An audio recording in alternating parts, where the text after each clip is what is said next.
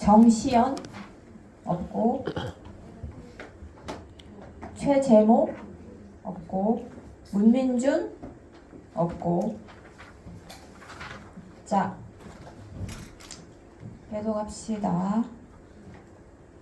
자, 그래서 뭐 낭만주의 예술의 뭐 특징 뭐 이런 거 제 일반적인 얘기죠. 뭐 개성, 창조성, 상상력, 천재, 순고. 네, 다 했던 얘기죠. 낭만주의적 인간, 무한 절대성. 그러니까 국가와 지역에 따라 다르게 나타난다. 낭만주의는 양식이 아니라 이념이다. 네. 스타일, 특정한 형식적 스타일 없다는 거죠. 네, 이것도 다 했던 얘기입니다.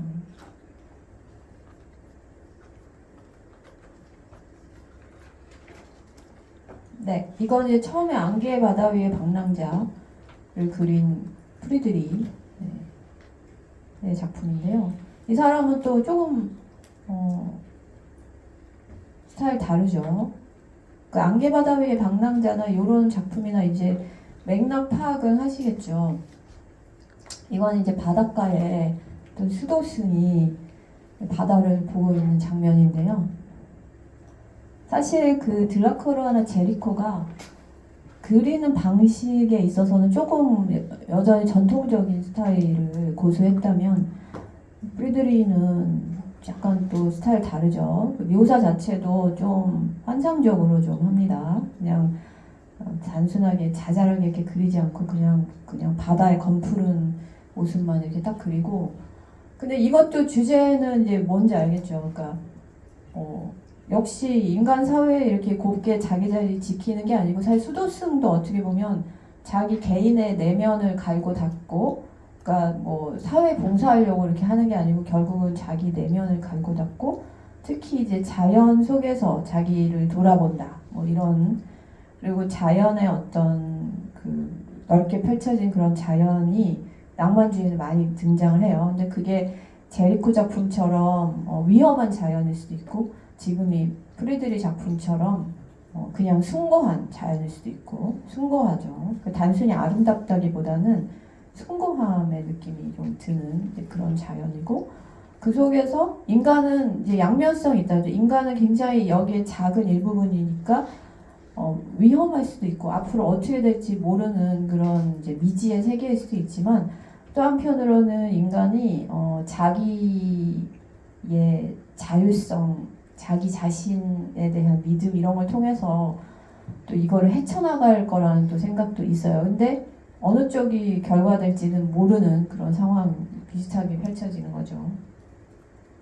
이런 작품도 있는데, 여기 자세히 보시면 이거는 교회인데 무너졌어요. 폐허죠, 폐허. 근데 낭만주의에서 되게 중요한 모티브 중에 하나가 폐허예요, 폐허. 폐허인데 지금 밑에 보면은 사람들이 그 폐허의 장소에 막 들어가고 있고, 그 십자가가 막 있어요. 뒤 교회 옆에는 무덤이 있고, 교회는 거의 망가져서 형체를 찾아보기 어려워요. 그 계절은 겨울입니다. 근데 겨울 그리고 폐허, 근데 이것만 보면은 세상이 끝난 것 같잖아요. 근데 이제 낭만주의는 뭐라 그러죠? 무한을 추구한다 그러죠. 근데 좀 이따 얘기하겠지만 이 프리드리히는 그 슐라이어마거라고 하는 이론가 철학자에게 영향을 받았어요. 실제로 편지도 주고받고 서로. 슐라이어마어도 이제 낭만주의 철학자인데요. 그래서 프리드리히가 이런 그림을 그린 배경에는 겨울이 됐고 교회는 폐허가 됐고 이제 세상이 끝난 것 같지만 그렇지 않다. 다시 소생할 수 있다. 예를 들어서 겨울이 지나면 봄이 올 거고, 그리고 저런 폐허 자체를 새롭게 하나의 모니먼트로 이렇게 받아들이는 저 사람들이 저기에 표현되어 있죠. 그래서 다시 폐허로부터 다시 새로운 것이 솟아날 수 있다. 근데 그게 폐허가 다시 복구되지 않는다고 하더라도, 저게 새로운 교회로 복구되지 않는다고 하더라도 사람들이 폐허를 봤을 때 이런 걸 느낀다는 거예요. 아, 어떠한 견고한 건물도 결국은 시간의 흐름에 따라서 저렇게 폐허가 될 수 있구나. 그래서 모든 것은 영원하지 않고 변화할 수 있다. 변화한다라는 것을 깨닫고, 그러면 결국은 폐허도 항상 폐허로 남아있는 것은 아닐 수 있다. 이런 걸 깨닫는다는 거예요. 그래서 변화에 대한 어떤 생각, 세상이 계속 변화한다라고 하는 그런 사고방식, 이런 게 낭만주의에 깔려 있어요. 계속 순환한다.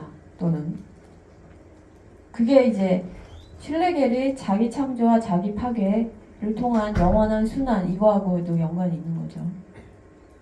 그 이런 식으로 이제 프리드리히도 계속 이제 자연의인데 자연이 뭔가 숭고하기도 하고 약간 우울하기도 하고 이런 모습, 자연 속에 인간 아주 조그맣게 표현되는 이제 그런 그림들을 많이 그립니다. 여기도 역시 폐허죠. 이번에도 앙상한 나뭇가지에 다 쓰러져가는 탑 무슨 건물 같은 게 있고 밑에 사람들이 조그맣게 이렇게 보이고 주변은 온통 회색이고 이런 작품들. 그래서 얼핏 보면 암울한 것 같지만 사실은 세상에는 영원한 것이 없다라고 하는, 항상 모든 것은 다시 되돌아온다고 하는 그런 생각. 네. 아까 말했듯이 슐라이어 마오라고 하는 철학자의 영향을 받았는데, 슐라이어 마오는 뭐라 그러냐면 예술과 종교가 유사하다. 왜냐하면 둘 다 직관과 감정에 기초하며 개별성과 직접성에 근거한다. 근데 이거는 좀 이상하죠. 왜냐하면 이건 전통적인 종교의 정의는 아니에요. 원래 종교는 개별성과 직접성에 근거하나요? 그렇지 않고 우리가 알기로는 굉장히 교회라고 하는 그런 건물에서 리추얼한 그런 거 속에서 어떤 사제의 중재를 받아서 이제 종교라는 게 있는데, 이거는 전통적인 종교하고 조금 다른 약간 종교의 새로운 개념인 거죠. 그러니까 내가 이 세상을 느끼는 게 제일 중요한 거다. 직관적이다. 어떤 뭐 이론, 뭐 이성적인 이해, 해설 이런 게 중요한 게 아니라 내가 자연에서 느끼는 것 같은 그런 어떤 벅찬 감정, 이런 게 다 신성하고 가까이 있는 거다, 이런 거거든요. 그러니까 내가 직접 이 세상을 체험하는 것 자체에 신성이 있다, 이런 말인데 사실 이게 이 작품하고 연관이 되죠. 지금 이 사람이 혼자 어떤 다른 것에 영향을 받지 않고 책을 읽어서도 아니고 그렇다고 뭐 리추얼에 참석해서도 아니고 뭐 훌륭한 분 말씀을 들어서가 아니고 지금 자연 속에서 자기를 다 깨닫는 거죠. 이 신성을 느끼는 거죠. 그리고 어떤 합일의 순간, 자연과 내가 하나가 됐구나. 그러니까 우리나라식의 말로 무라일체의 순간, 내가 주체고 자연이 객체다라고 하는 그런 이분법이 아니고 그냥 주체와 객체가 하나 된, 무라일체가 된 것 같은 그러한 순간, 그러한 순간을 낭만주의자들은 절대성의 순간이라고 이제 부르고, 제가 말했지만 셸링은 그런 순간을 되게 중요시 여겼다고 하죠. 근데 반면에 이 슐레겔은 정지하지 않고 끊임없이 순환하는 것을 더 중요시 여겼다고 하고, 그러나 그런 차이는 있지만 결국은 이 세계 전체가 나와 합일되는 그런 지점을 찾는다는 거가 점에서는 비슷해요. 그러니까 슐레겔은 그러한 순간이 우리에게 실제로 오진 않기 때문에 그 근사치를 향해서 계속 끊임없이 움직인다고 생각을 했고, 셸링은 잠깐이지만 그런 순간이 존재한다. 그러한 완벽한 균형의 순간은 아름다움의 순간이다. 이렇게 말을 합니다. 근데 그거는 일시적이기 때문에 다시 순환이 일어나죠. 그래서 지금 여기에 묘사된 것이 그러한 완벽히 합일의 순간인지 아니면 거기에 미치지 못하는 순간인지 모르겠지만 어쨌든 무라일체의 순간, 자연 속에서 인간이 느끼는 그런 합일의 감정, 이런 거를 이제 좀 생각하고 있는 거죠. 근데 약간 보면은 독일 프리드리 같은 이제 약간 독일 사람들은 조금 더 그래서 신비주의적 경향이죠. 프랑스 사람들보다 프랑스 사람들 조금 더 구체적이고 실제 사건을 근거한 이야기를 하는 데 비해서 지금 프리드리는 사회적인 그런 뉘앙스는 전혀 없죠. 거의 신비적이고 굉장히 환상화된 장면들을 이제 보여주고 있어요. 네, 그래서 종교와 예술은 유한한 순간에 맛보는 무한의 경험이다, 이렇게 말했습니다. 근데 무한이니 절대니 이념이니 하는 게 되게 어렵게 느껴지지만 사실은 아까 말했던 무라일체의 순간 같은 거죠. 그 순간 이 세계는 나고 나는 세계다. 더 이상 주 객관의 구별이 없다. 근데 이거는 논리로 이성으로 설명할 수 있는 게 아니라 내가 그냥 느끼는 거죠. 그래서 낭만주의자들은 그렇다고 이성을 부정하는 건 아니지만 이성으로 도달할 수 없는 것이 있다. 학문과 철학이 도달할 수 없는 것이 있고 오로지 예술만이 도달할 수 있는 것이 있는데 이게 바로 주객의 합일이라는 거다. 그러니까 철학은 아무리 똑똑한 철학자라도 결국은 이론이라는 거는 개념이고 그거는 주체와 객체가 분리된 밖에 세상이 따로 있고 내가 따로 있다. 그렇게밖에 할 수 없지만 예술은 내가 세상이고 세상이 나고 이런 합일의 순간을 제공하는 유일한 그러니까 예술의 지위가 이제 막 너무 높아지는 거죠. 대단한 학문과 철학이 할 수 없는 걸 이제 예술이 할 수 있는 거예요. 이렇게 지위가 상승을 엄청나게 하게 됩니다. 근데 상승을 하다 못해 이제 사회에서 이탈을 한 거죠. 자기만의 세계 속으로 달려갑니다. 그래서 결국은 표현될 수 없는 것의 표현이다. 그렇죠? 이론적으로는 설명할 수 없어. 내가 느낀 것을 표현할 수가 없고 오로지 그 감성으로만 체험으로만 표현될 수 있는 거다. 그리고 이제 슐라이어마우는 종교도 그런 거라고 약간 신비주의적이죠. 종교도 그런 거라고 말을 한 거죠. 그리고 이러한 순간은 누구하고 공유할 수 있는 게 아니고 자기 자신 한 명이 경험할 수밖에 없는 거다. 뭐 이런. 네. 그래서 예술이 거의 이제 종교에. 근데 이게 처음부터 이런 건 아니고 이제 19세기 말에 이르면은 예술이 거의 종교의 자리를 차지하게 됩니다. 다음 주에 할 상징주의 얘기의 절정에 이르죠. 예술이 거의 종교. 그리고 예술가는 사제. 거의 이제 뭐 예수급으로 올라가고 예술가의 능력은 신의 능력. 그러니까 한때 창조라는 말도 하지 못해서 인벤션이라고 했는데 이제는 그게 아니고 명백히 크리에이션, 신적인 심지어 뭐 니체는 신은 죽었다고 했으니까 이제 그만큼 종교의 힘이 약해진 거죠. 예술가가 새로운 신이 됐어요. 그리고 뭐 보헤미안, 뭐 저주받은 천재. 그러니까 저주받은 천재라는 게 이 19세기 예술상을 정말 잘 말해주고 있는데 천재는 천재인데 저주를 받았어요. 그래서 고생을 합니다. 근데 사회에서 자기 자리를 못 찾고 추방되는 존재죠, 이제는. 이제 자이든 타이든 이제 사회와 갈라서는 거죠. 고독한 자, 고통받는 자, 반항하는 자. 네. 먼 바다를 헤매고 막 숲속에서 은둔하고 방랑하는 그런 사람들. 네. 그리고 윌리엄 블레이크, 아까도 발표 나왔지만 윌리엄 블레이크 예술의 길을 가로막는다면 부모도 집도 조국도 떠나야 된다. 뭐 이렇게까지 얘기합니다. 단독자, 자기 이제 어떤 조직에도 나는 빚지지 않았고 단독자로서 나는 이 세계 전체. 근데 이게 약간 어떻게 보면은 아이러니죠. 왜냐하면 자기가 부모도 집도 조국도 다 떠나서 자기 혼자 단독자로서 예술가가 되는데 그런데 그 예술가의 목표는 이 세상 전체와의 합일이라니. 이게 앞뒤가 안 맞는 것 같지만 예술가들이 낭만주의 예술가 생각하는 이 세계 전체라는 거는 진부한 그런 일상이 아닌 거죠. 일상이 줄 수 없는 거. 일상은 그냥 기계적이고 산문적. 여기서 산문적이라는 단어는 이제 시적이다라는 말의 반대로 사실 이 표현 별로 산문을 쓰는 사람에게는 좀 좋은 표현이 아닌데 달리 할 말이 없어. 그러니까 시적인 거하고 산문적인 거에 대립이 있잖아요. 그러니까 기계적이고 지루하고 뭔가 일상적이고 초월적인 거 이런 거는 관심이 없고 사람들이 신비, 초월, 상상 이런 거는 사회는 전혀 관심이 없고 그냥 열심히 일해라, 돈 벌어라, 국가에 충성해라, 부모에 효도해라 이런 말밖에 없으니까 이제 하지만 그거는 반쪽의 세계라는 거예요. 예술가들이 생각하기에 그거는 세계의 아주 조그만 가상일 뿐이고 진정한 세계는 그런 기계적 세계가 아니라 우리가 나사 톱니바퀴의 나사같이 그 상자 속에 들어가지고 그렇게 사는 게 진짜 세계가 아니고 신비 이 세상 사이에 숨어있는 여러 가지 신비와 무한 절대 그거를 보고 보지 못하게 일상이 가리고 있으니까 그거를 치워야지 이제 그 세계가 보인다.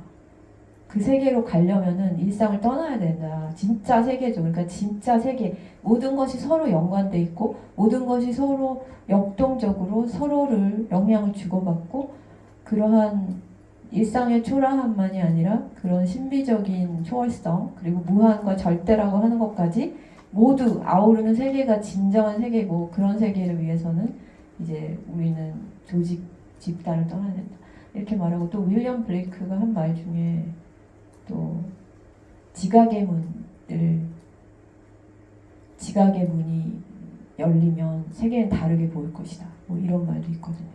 예, 그 진짜 세계를 찾아야 된다. 뭐 이런. 예. 네. 네. 그래서 니체가 이제 항상 예술을 대단하게 생각했던 건 아닌데 이제 어느 순간 이렇게 말했다고 합니다.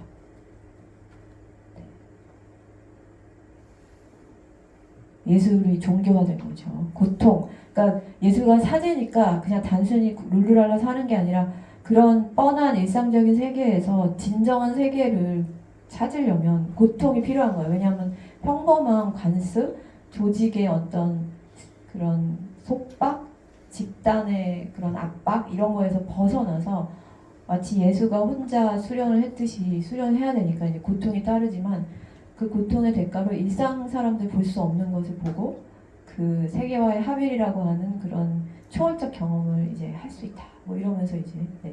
근데 지금 얘기한 것들은 이제 거의 19세기 말이 된 거고 들라크루아나 뭐 이때부터 그렇진 않았어요. 근데 귀결은 이런 거. 네. 그리고 이제 두 번째인데 사실 요게 분량을 좀 제가 좀 많이 한 것 같아요. 그래서 두 번째 할 시간이 그렇게 넉넉하진 않은데 한번 해볼게요. 근데 두 번째는 뭐를 지금 얘기하려고 하냐면은 이때까지 이제 주로 장르적으로는 미술을 가장 많이 얘기했잖아요. 근데 그게 뭐 제가 미술을 가장 잘 알기 때문이기도 하지만 사실 실제로 예술의 무대에서 르네상스 이후로 미술이 되게 중요한 역할을 했단 말이죠. 특히 회화가 중심적인 역할을 했습니다. 근데 우리가 봤듯이 고대 그리스는 그렇지 않았죠. 그때는 뭐 연극이나 우리가 지금 형체를 알아볼 수는 없지만 연극이나 조각도 미술이긴 하네. 그리고 뭐 또 중세는 건축, 그렇죠. 뭐 이런 게 중요했잖아요. 근데 그 특정한 시대마다 중요한 장르가 있어요. 근데 낭만주의는 사실은 방금 이제 회화를 계속 보여드렸는데 약간 그런 의문이 생길 수 있을 거예요. 근데 아무리 카스파 다비드 프리드리 같이 그런 종류의 회화는 아무리 그것이 변화하고 순환하고 움직이는 역동적인 세계를 보여준다고 하지만 회화는 정지되어 있는데 그리고 회화가 가장 중요한 매체였을 때 사실 고전주의의 중요한 매체가 회화잖아요. 그렇게 될 수밖에 없는 게 고전주의가 중요시 여겼던 그러니까 여기서 고전주의는 이제 리바이벌 되는 걸 다 포함해서 균형과 조화라고 하는 것이 회화적 방식으로 표현되기 굉장히 좋아요. 그러니까 왜냐하면 화면, 그림이라는 것 자체는 그 성격 자체가 사라져버리는 이 시간의 흐름에 따라서 사라져버리는 것을 붙잡고 되게 영원성을 부여하는 매체잖아요. 우리가 다비드가 그린 그 영웅들은 지금 2세기가 넘도록 우리한테 생생히 남아있어요. 그래서 시간을 정지시키고 사실 영원성을 부여하는데 매체가 좋은 거지 사라져버리는 것, 움직이는 것, 변화하는 것을 표현하기에는 물론 안 그렇다고 생각할 수 있지만 뭔가 부족하다는 느낌이 살짝 들잖아요. 그래서 낭만주의에서 사실은 굉장히 중요한 장르로 대두된 장르가 있으니 그게 뭘까요? 그쵸. 음악이죠. 항상 변화하는 것, 순환하는 것, 역동적인 것, 머물러 있지 않은 것, 시간과 함께 변화하는 것. 그러면서 인간의 감정에 호소하는 것. 그렇죠. 음악의 특징은 인간의 감정에 호소하죠. 근데 음악 나름이긴 한데 대체로 그렇죠. 우리가 미술을 작품을 볼 때 저는 개인적으로 약간 미술은 되게 차가운 매체라고 생각을 해요. 미술 작품을 보면서 뭐 감동을 받았다? 제가 미술 전공하고 있지만 사실 별로 없는 것 같아요. 근데 음악은 굉장히 인간에게 직접적인 감정을 불러일으키죠. 근데 그거를 지향하지 않는 음악도 물론 많이 있고 또 음악에서 가사가 있느냐 없느냐 그 언어가 있느냐 없느냐에 따라서 또 많이 다르고 개별 작곡가의 어떤 그 의향이나 사조에 따라 되게 다르긴 하나 음악은 굉장히 인간의 감정에 직접 호소한다라고 하는 생각은 사실은 제가 지어낸 게 아니라 오랫동안 있었어요. 근데 우리가 음악을 이렇게 지속적으로 얘기하지 않았던 거는 음악은 사실 연극하고 마찬가지로 옛날 거는 실체를 알기가 어려워요. 그러니까 미술이 아주 고대에서부터 우리가 미술 얘기를 할 수밖에 없는 게 미술은 우리한테 실체로서 남아있잖아요. 하나의 오브제로서 남아있기 때문에 건축, 조각 이런 애들은 견고하게 물성이 남아있으니까 보고 얘기할 수가 있는데 사실 연극이 정확하게 어떤 형태였는지 그나마 연극은 낫죠. 왜냐하면은 대본이 있으니까 희곡이 있으니까 그나마 나오는데 음악은 이게 남아있질 않잖아요. 녹음할 수도 없고 옛날에는. 그리고 중요한 거는 악보의 표기가 아주 옛날부터 있었던 게 아니거든요. 악보가 없으니까 뭐 어떤 건지 실체를 알 수가 없고 그나마 악보 표기가 생기고 나서 이제 조금 나아졌지만 그것도 현대의 오선 악보, 오선지 악보 같이 그렇게 생긴 것도 사실은 아주 고대부터 있었던 게 아니거든요. 그러다 보니 음악의 실체를 알기 어려워요. 근데 이제 악보가 현대적으로 정착이 되고 그러면서 악보에 의한 재생이 가능해지면서 우리가 옛날 음악이 어떤 모습이었는지를 그 옛날이라고 해봤자 이제 바로크 시대예요. 그러니까 르네상스도 조금 알 수는 있어요. 근데 악보법이 지금하고는 달랐어요. 근데 바로크 시대의 악보법이 지금과 같은 악보법이 이제 생겨나면서 그 실체를 알게 됐고 그리고 그 음악도 미술하고 비슷하게 어떤 양식적 변화를 거쳤는데 다만 이거를 미술하고 똑같이 1대1 대응으로 말을 할 수가 없어요. 그러니까 시대도 달라요. 보통 음악에서 바로크 음악이라고 부르는 시대는 1600에서 1800년도 이렇게 길게 잡고 그 특성도 미술에서의 바로크하고 조금 달라요.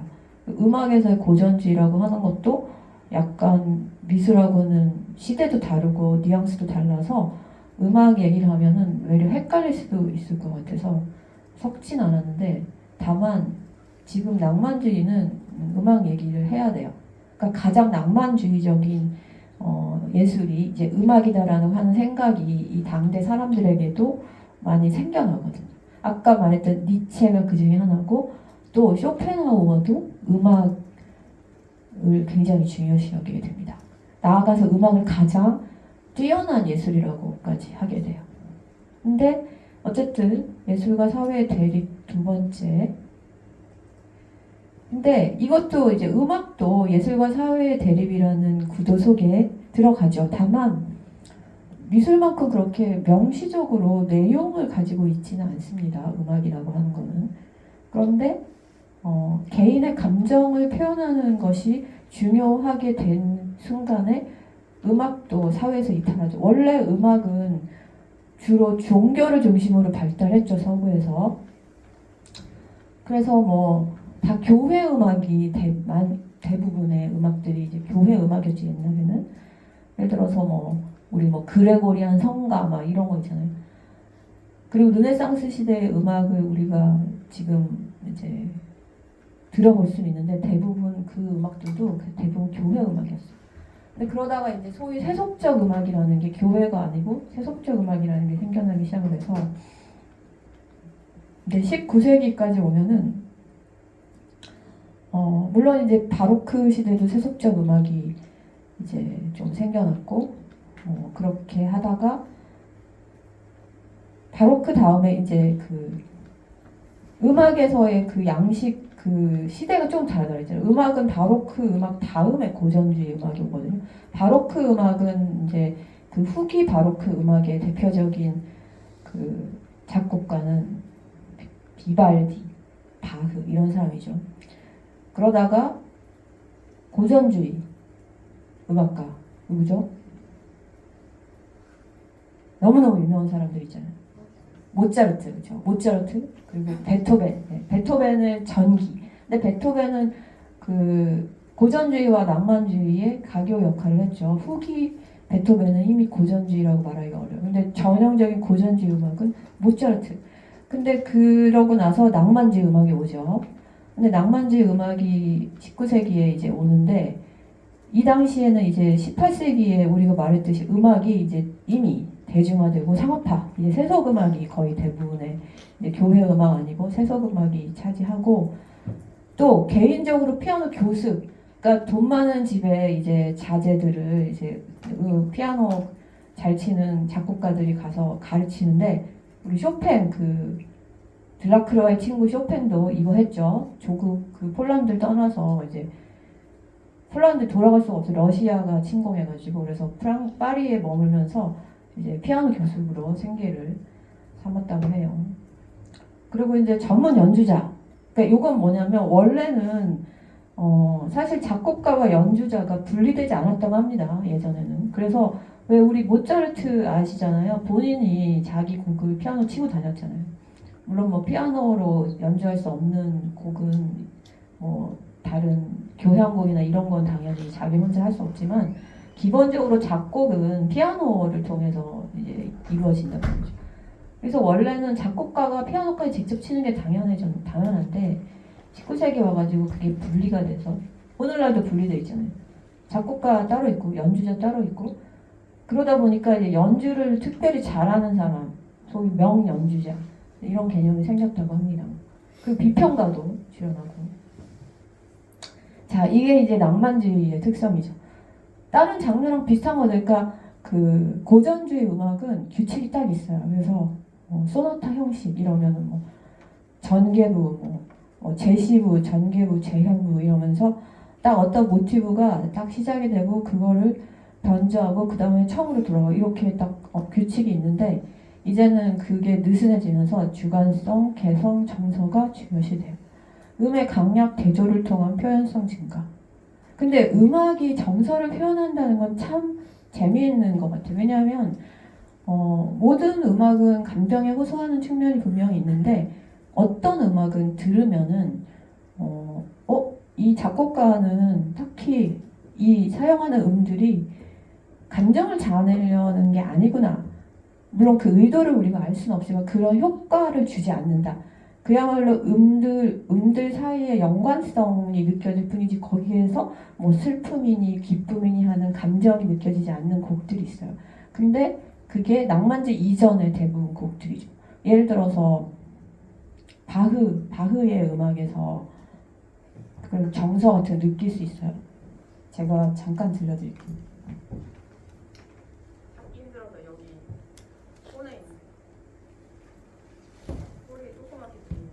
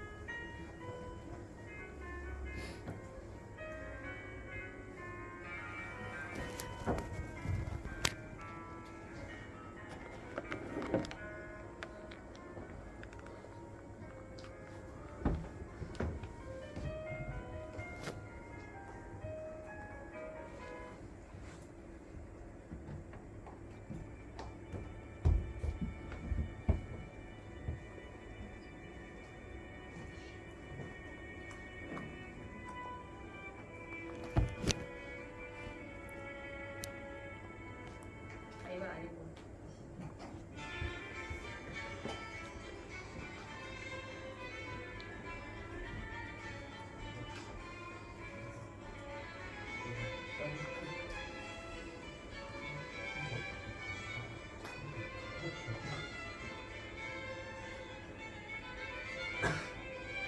이게 바흐예요? 아, 이게 뭐지? 이상한 딴 사람. 이게 바흐거든요. 음에 감정이 없죠. 근데 이게 감정이 없다는 게 부정적인 뜻이 아니고, 슬픔이고 기쁨이고 그런 감정을 표현하는 게 아니라는 거예요. 오히려 음들 사이의 관계를 통해서 하나의 앙상블을 만들어내는 게 중요하다는 거죠. 근데 반면에 이 음악을 들어보세요.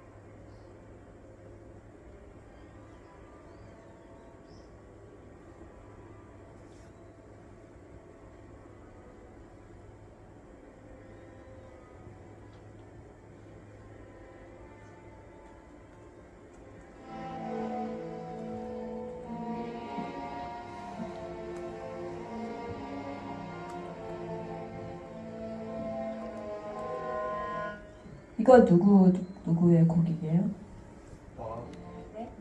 누구? 바흐? 아니요. 아까 바흐의 곡하고 대조적으로 들려준 건데. 바그너도 아닌데 약간 근접하고 있어요. 누구? 그냥 아무거나 다 주고. 근데 시대적으로는 점점 근접하고 있어요. 라흐마니노프입니다. 그러니까 우리 흔히 라흐마니노프, 아까 말러, 바그너 이런 사람들 후기 낭만주의 음악이라고 불리죠. 음악에서 감정이 느껴져요.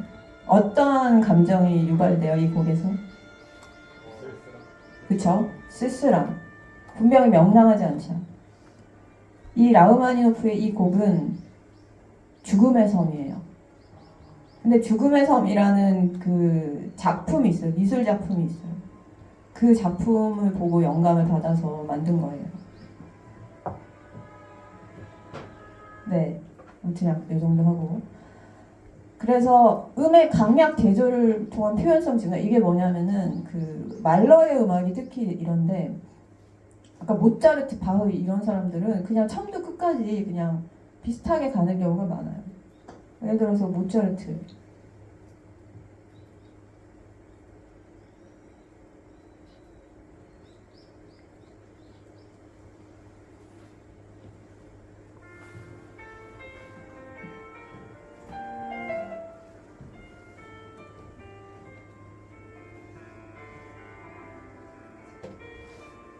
근데 이제 스피커도 없이 조그맣게 들어서 좀 그렇긴 한데, 이 모차르트 특유의 발랄함이죠. 이 조성진이 연주하고 있어요.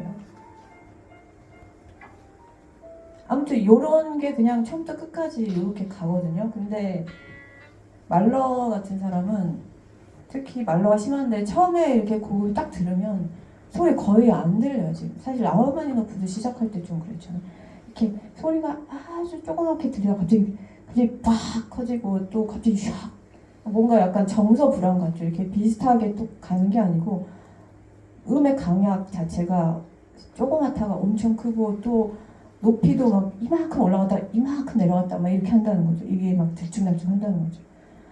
그리고 이제 문학적 소재가 선호, 이거는 이렇게 장르 간의 통합 현상이라고 하는 또 낭만주의 특징인데, 낭만주의에서 아까 이제 세계를 기계적으로 보지 않고 유기적인 전체를 보자고 했잖아요. 그래서 그거하고 통해요. 그러니까 서로 예술이 서로 연관돼 있어서 다 같이 통일된 전체를 이루자 하는 그런 거 있었는데, 예를 들어서 바그너도 자기의 그 글 속에서 직접 그런 얘기를 했어요. 총체 예술이라고 하는 단어를 쓰면서 자기의 어떤 악극에서 모든 장르, 건축, 미술, 배우의 연기, 악기의 연주가 분리된 것이 아니라 완벽하게 통합된 하나가 되어야 된다. 이런 얘기. 그리고 환상적, 이국적, 민속적. 그러니까 민속적이라는 게 좀 새로 또 등장했는데요. 원래 유럽은 국가, 민족적인 차이라든지 이런 걸 별로 강조하지 않았어요. 오랜 세월 동안에. 낭만주의 이전까지는. 그리고 뭐 미술은 이탈리아, 그 음악도 이탈리아가 표준이고, 그리고 뭐 이탈리아 거 배워온다 그래서 무슨 왜 딴 나라 거 배우냐 이런 말도 없고 당연히 범유럽적인 그게 있었단 말이죠. 근데 낭만주의 시절에 와서 조금 약간 아니 우리랑 이탈리아 종류가 다른 사람들인데 이탈리아 따라갈 필요가 있나? 우리나라 옛날 거 좀 발굴하자. 이런 약간 움직임이 생겨가지고 자기네 그 옛날에 그런 그 민속 음악 이런 거 막 발굴해서 같이 음악에 집어넣었다는 거죠. 그래서 이제 그 리트가 그 중에 하나예요. 그러니까 가곡 같은 건데 그 뭔가 그 자기네 그 전통 민속 그런 리듬 무슨 그런 스토리 이런 데서 이제 발굴해서 곡을 만드는 거죠. 그리고 피아노 소품이나 서곡 등 이제 이전에 변방에 위치한 장르가 유행했습니다. 네. 근데 일단 요거는 넘어가고 왜냐면 이거 좀 너무 디테일한 얘기라서 우선은 무슨 얘기를 할 거냐면은 근데 과거의 음악은 기악도 있었고 성악도 있었지만 과거의 음악은 성악이 중심이었어요. 항상 노래. 근데 그 음악의 기원을 우리가 기억하면은 이건 이상하지 않죠. 우리가 코레이아 생각하시면 돼요. 항상 노래와 춤과 언어가 항상 같이 갔었잖아요. 그래서 오랫동안 기악은 그렇게 중요하지 않았어요. 기악이 없었던 건 아니지만, 근데 낭만주의에서 기악이 되게 중요하게 됐어요. 호프만이라는 사람은 소설가인데 약간 환상 소설을 쓴 사람이죠. 이 사람이 기악은 다른 예술의 도움이나 간섭을 비웃으며 음악에서 인식될 수 있는 예술의 원래적 본질을 순수하게 발설한다. 음악은 모든 예술 중에서 가장 낭만적인 예술, 이렇게 얘기합니다.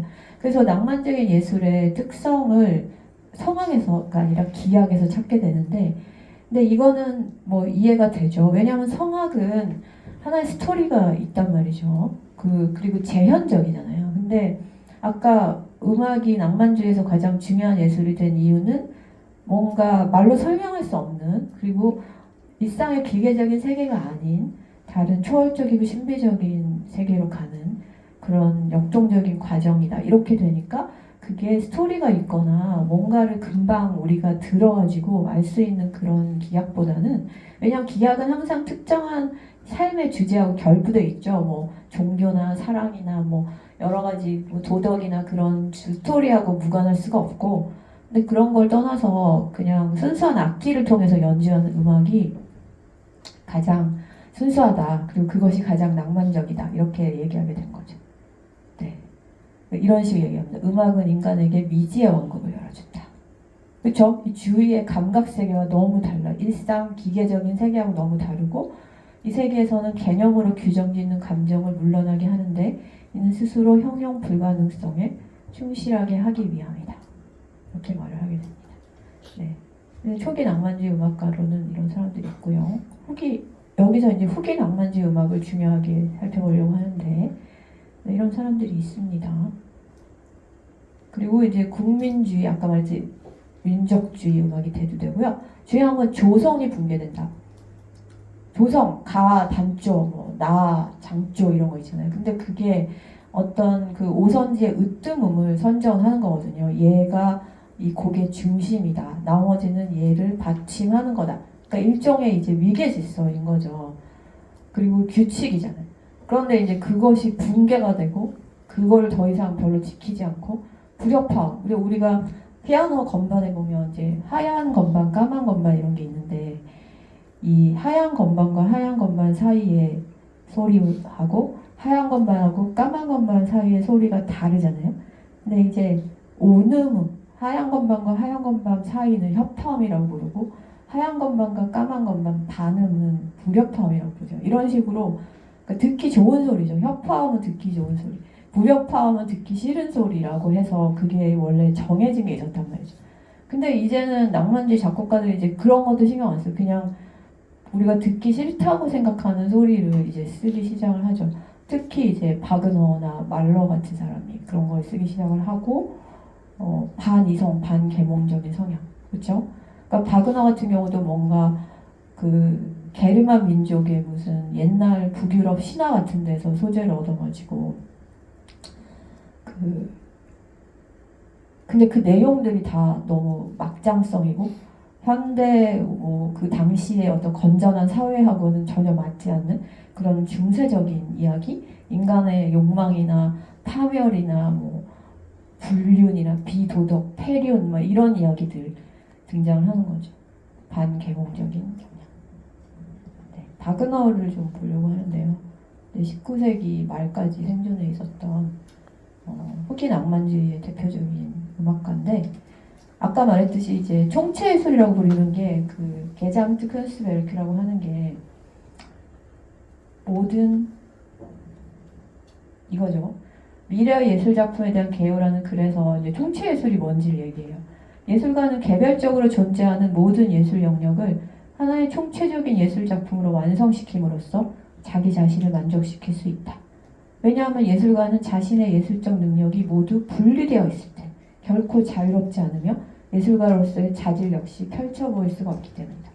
전체로 뭔가 하나가 통일된다라고 하는 게 이제 그 낭만주의자들의 이상 중에 하나잖아요. 근데 이 통일성은 과거의 통일성과 다르죠. 그러니까 중세적인 그런 완전성 개념하고 다른 거죠. 중세의 비례나 완전성은 애초에 규칙이 딱 있어가지고 그것을 벗어나지 않아야지만 완전한 거, 전체적 통일을 이루는데 낭만주의자들에게 전체성은 그런 게 아니라 세부가 살아 있으면서, 그러니까 세부가 전체를 위해서 희생하지 않으면서도 부분이 유기적으로 연결돼서 거대한 전체를 이루는 것을 말하죠.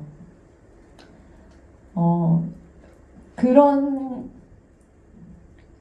것을 이제 바그너도 자기의 이상으로 삼았어요. 그래서 자기가 조금 더 읽어볼게요.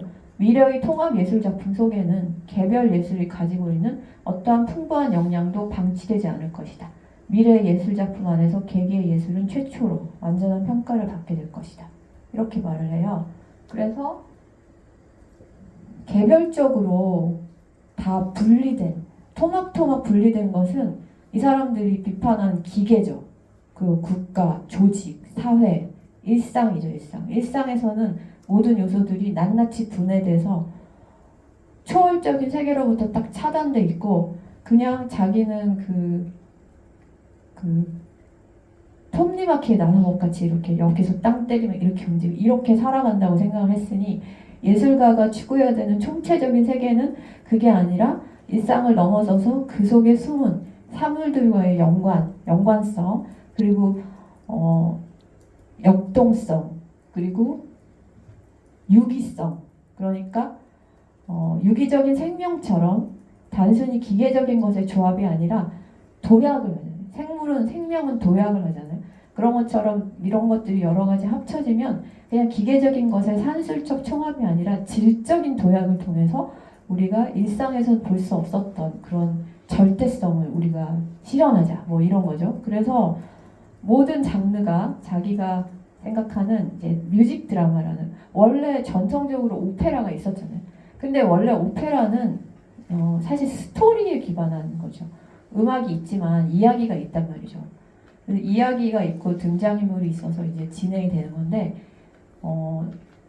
바그너의 악곡도 스토리가 있고 등장인물이 있어요. 근데 이번엔 중심이 아까 말했듯이 호프만이 얘기한 것처럼 기악이 중요해짐에 따라서 오케스트라가 핵심을 차지해요. 그리고 심지어는 바그너의 악극이 오늘날도 두 가지 버전이 있어요. 하나는 이제 그 배우들이 옷을 입고 대사까지 하면서 이제 그렇게 공연하는 버전이 있고, 그냥 그 배우들 하나도 없이 그냥 오케스트라만 우는 나오는 버전이 있거든요. 그 정도로 기악이 중요한 역할을 차지하고, 그리고 이제 그 총체예술을 위해서 바그너가 특별히 극장을 만들죠. 바이로이트라는 곳에 자기만의 전용 극장을 만드는데, 오늘날에도 이 극장이 있어요. 그래서 해마다 바그너 축제에 사람들이 전 세계에서 몰려오는데, 뭐 거의 표를 사려면 뭐 10년을 기다려야 된대나? 뭐 아무튼 너무 인기가 많아서 그냥 볼 수가 없는데, 거기에 가면 나흘 동안 바그너의 니벨룽의 반지가 4개의 막으로 이루어져 있거든요. 그래서 하루에 하나씩 해서 다 보여준다고 해요. 한국에서도 약간 서울시립교향악단이 정명훈 씨가 지휘자로 있을 때 이거를 1년에 한 번씩 했어요. 그래서 저도 보러 갔는데, 그때는 오케스트라 중심이었고 그 코스튬이나 배우는 없었어요.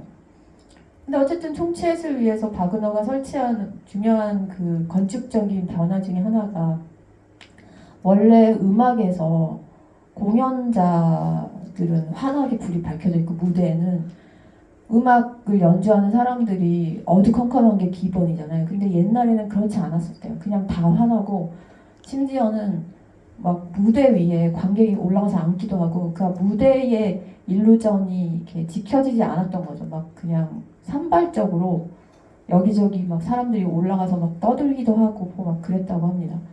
근데 이제 이게 점차 무대에 집중할 수 있는 일루전으로서 가공이 되는데, 여기에 이제 바그너가 또 결정적으로 바꾼 것이 오케스트라를 어둠 속에, 그리고 무대 아래에 내려가게 만들어서 그 음원을 관객이 파악하지 못하게 만든 거예요. 왜 그러냐면 그게 그런 총체적 일루전, 마치 무대 위에 있는 그 배우들이나 그 극 중의 세계가 관객들이 현실 세계인 것처럼 느끼기를 원했던 거죠. 그게 총치예술의 그런 목표 중에 하나거든요. 그래야지 개개의 요소들이 흩어지지 않고 큰 하나의 유기적인 것으로 이루어진다고 생각을 했기 때문에 오케스트라를 감추고 그리고 관객이 있는 자리는 깜깜하게 그리고 무대는 환하게 이렇게 바꿨다는 거죠. 그리고 이제 유도동기는 라이트모티브라는 단어를 많이 들어보셨을 텐데 요즘에 영화에 많이 사용되죠. 그러니까 예를 들어서 어떤 주인공이 나오면 음악이 나와요. 특정한 음악이. 근데 그 주인공이 나올 때마다 걔가 나와요. 그거죠. 근데 그걸 이 사람이 시작을 했어요. 그래서 예를 들어서 음악과 그 줄거리에 연관성을 만든 거죠. 그래서 음악이 오히려 줄거리를 이끌어가게 하는 거죠. 어떤 주인공이 나오면 그 똑같은 음악이 계속 나옴으로써 이 주인공이 나왔다는 것을 관객에게 알려주고 그 성격까지도 알려주는 거죠. 예를 들어서 뭐 현대 영화에 이건 진짜 많이 사용되죠. 뭐 스타워즈 이러면 그 다스베이더 나오면 맨날 나오는 거지. 뭐 그런 거. 그리고 이제 아까 말했던 불협화음의 사용 이런 건데요. 자, 제가 이거 몇 개 가져왔는데 오늘 다는 못하겠네. 그냥 오는 데까지 봅시다. 근데 여기서 후기 낭만주의와 현대 영화의 굉장히 피할 수 없는 만남을 얘기하고 싶은데 그 영화는 아직 나오지도 않았지만 나왔나? 안 나왔죠 아직. 네. 근데 20세기의 감독들, 21세기의 감독들이 후기 낭만주의 음악을 너무 좋아해요. 근데 그게 낭만주의 음악이 아까 말했듯이 감정을 유발하는 데가 있다고 했잖아요. 그러니까 그거랑 연관이 있는 것 같거든요. 근데 예를 들어서 바그너의 음악도 정말 많은 감독들에게 의해서 사용되고 있어요. 근데 그 중에 대표적인 곡이 트리스탄과 이졸데의 프릴루드 부분인데 라스 폰 트리의 멜랑콜리아라는 영화 보셨어요? 보신 분? 없어요? 이 라스 폰 트리엔 아시죠? 몰라요? 수업 시간에 안 나와요? 안 나오나? 너무 현대적인 감독이라서 안 나오나? 근데 진짜 누군지 몰라요? 라스 폰 트리에 아 몰라요? 혹시 아시는 분 없어요? 아 그래도 영화 전공자들인데 너무한다. 유명한 사람인데 아무튼 이 사람이 만든 멜랑콜리아라는 영화 저 개인적으로 되게 좋아하는 영화이기도 한데요. 그 영화의 시작 부분에 바그너의 음악이 사용됐어요. 한번 볼까요?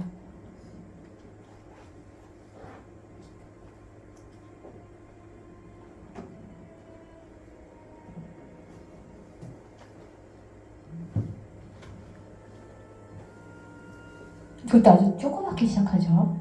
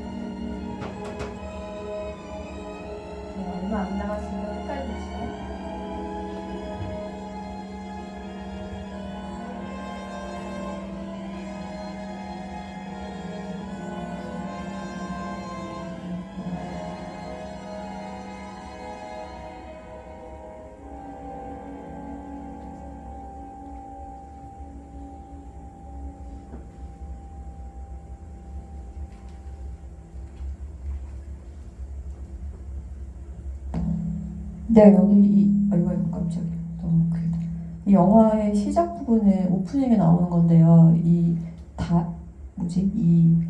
그 지구하고 뭐 충돌하고 이게 뭐냐면 이 영화가 일종의 SF인데 소행성이 날아와서 지구 알 수 없는 무장단체들이 그냥 차를 세워요. 일주일에 한 번씩은 저희는 훈련을 했어요. 그 소행성이 날아와서 지구에 충돌해서 죄다 멸망해서 죽는 얘기인데 이미 스포일러로 시작 부분에 저게 나오거든요. 근데 여기 이게 영화 전체 굉장히 암울해요. 그 멜랑콜리아라는 것 자체가 우울증이라는 거잖아요. 근데 여기서 이제 트리스탄과 이졸드는 역시 그 어떤 전설적인 슬픈 사랑 얘기, 트리스탄과 이졸드라는 두 캐릭터의 사랑 얘기를 소재로 바그너가 만든 삼막의 악극인데 여기서도 지금 그 이 서곡이 지금 되게 유명한 이유가 처음부터 끝까지 굉장히 불협화음이 많이 나오거든요. 반음계적인. 근데 사실 이 협화음, 불협화음도 현대 뭔가 시대에 따라서 약간 감각이 달라지는 게 있어요. 우리는 이 시대만큼 불협으로 좀 느끼지 않아요. 왜냐면 그 20세기 이후에 굉장히 괴상한 음악이 하도 많이 나와가지고 이 정도는 딱히 불편하다고 느끼지 않는데 당시 사람들은 이건 전통적인 협화음과 그 조화와 균형을 추구해야 되는 음악이 이렇게 찌그러지고 이상한 음악을 하냐 이러면서 이제 센세이션을 일으켰다고 합니다. 네. 그래서 오늘은 아직 조금 남았는데요. 여기까지 하고 다음 주에 상징주의 앞부분에 제가 낭만적 음악 몇 개를 더 들려드릴게요. 네, 여기까지 하겠습니다. 수고하셨습니다.